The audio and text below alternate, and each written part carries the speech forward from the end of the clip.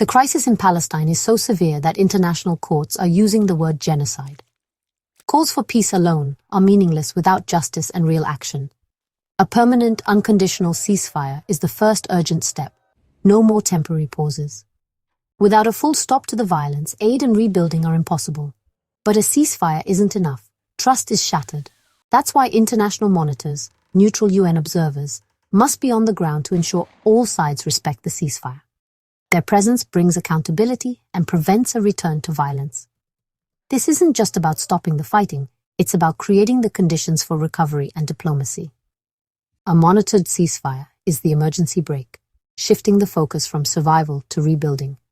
It allows aid workers to deliver help safely and gives diplomats space to work toward a future where Palestinians aren't under constant threat. This is the essential first step on a long road, but it's desperately needed now. Without it, talk of peace is just empty words.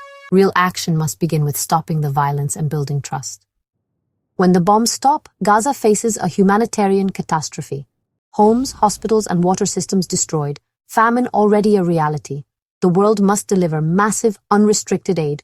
No blockades, no attacks on convoys. This is a legal and moral obligation, not charity. Justice is also essential. International courts must investigate war crimes and genocide, free from political interference. No one should be above the law.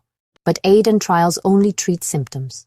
The root cause is the denial of Palestinian rights and statehood. Real peace requires meaningful negotiations for a sovereign Palestinian state based on 1967 borders, with East Jerusalem as its capital. Recognizing Palestinian statehood is a right, not a gift. The international community must back UN resolutions, enforce humanitarian corridors, and use diplomatic leverage to ensure compliance with international law.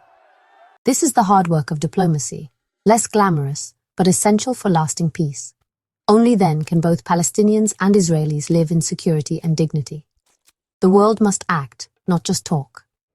The United States isn't just a bystander, it's a key player in this conflict. America could suspend military aid to Israel, stop blocking UN ceasefire resolutions, and recognize Palestine. But politics, powerful lobbies, and strategic interests keep US policy unchanged. Lawmakers fear political backlash for criticizing Israeli policy, putting careers over human rights. The US sees Israel as a vital ally in the Middle East, prioritizing its own interests. This support enables ongoing occupation and violence, damaging America's global reputation. US weapons are used in Gaza, and diplomatic cover allows illegal settlements to expand. These policies have real daily consequences for Palestinians. Changing US policy isn't just a foreign issue. It's a direct way to stop enabling suffering. Understanding this connection is crucial for real change. America's choices matter on the ground every day. When governments stall, people power steps in. Social media has exposed the reality in Gaza, sparking global protests and shifting public opinion. These demonstrations challenge old narratives and force leaders to respond. The movement reframes the conflict as a struggle against occupation and apartheid, not just a complex dispute. Public pressure makes it harder for politicians and corporations to ignore injustice. Boycotts, divestment, and sanctions, modeled after the anti-apartheid movement, create real economic and diplomatic consequences. This is about isolating Israel until it respects Palestinian rights and international law. Powerful interests profit from the status quo, but history shows people can dismantle injustice. The fight for Palestine is about dignity, justice, and the right to live in peace. Real change comes from the ground up, not from politicians. When enough people demand better, the world can change. Solidarity and collective action are our strongest tools.